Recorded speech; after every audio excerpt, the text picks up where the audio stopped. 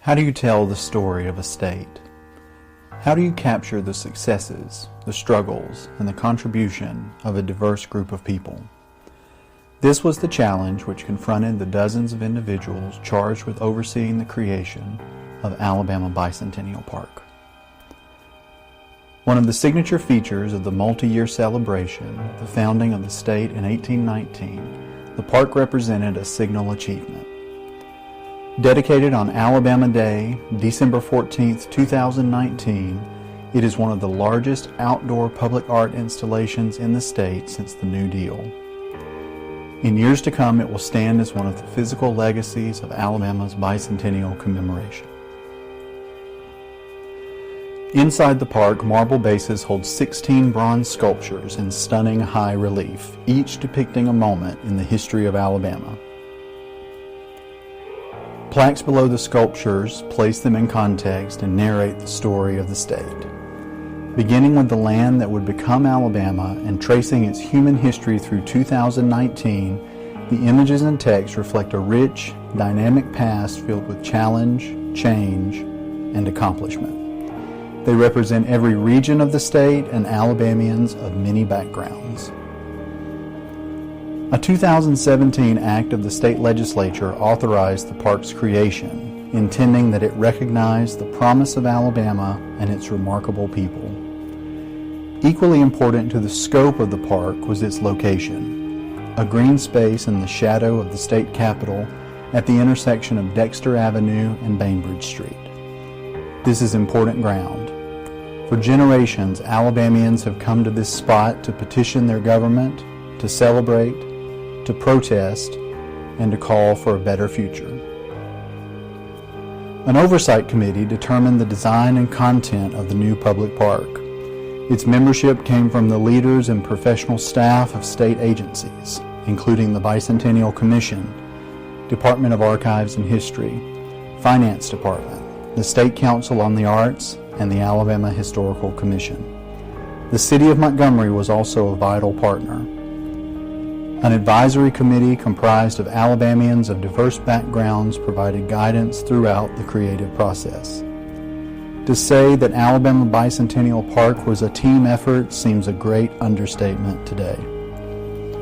The artist selected to bring the park to life was Caleb O'Connor. A skilled painter and sculptor praised for his ability to capture movement, O'Connor's talents are on full display in the arresting sculptures of Bicentennial Park. Each figure depicted in a scene is its own individual character, each created by O'Connor with great care. As visitors walk through the park, they see a mixture of scenes that are both well-known and previously obscure.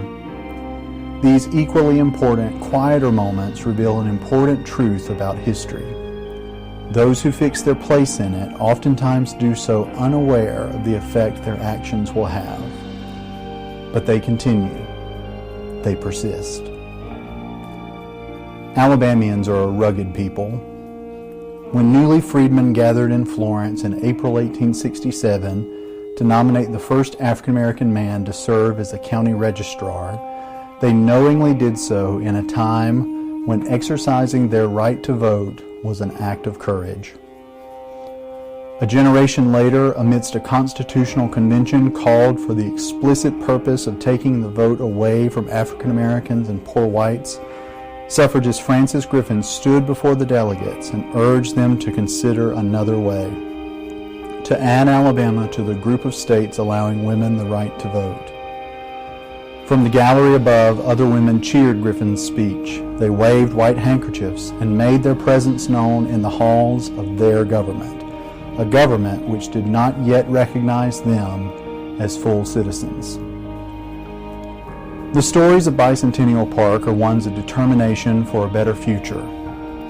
The first farmer in Alabama's wiregrass who dared shake off dependence on cotton and embrace the powerful peanut.